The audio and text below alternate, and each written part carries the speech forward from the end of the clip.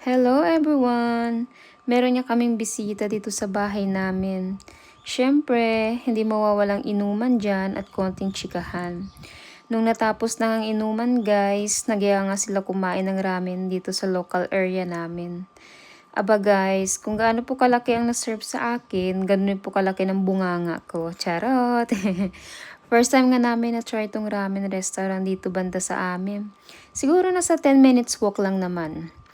Sabi ko nga guys sa asawa ko, bakit yung sabaw ay parang sabaw ng pusit?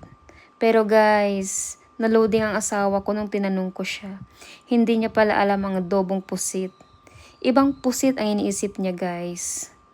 For sure talaga guys. Siguro yung pusit ni Carla yung iniisip niya. Kaya pala famous tong ramen kasi nga napakasarap naman talaga ng lasa niya. Mas lalo na pag winter ulit dito sa Japan. Pinagpipilahan siguro to. Pero hindi ko talaga alam ang trip ng dalawang to. Ang init-init ngayon sa Japan, ba't ramen ang naisipan na kainin? Well, syempre, libre lang naman kaya go! Yun lang guys, bye!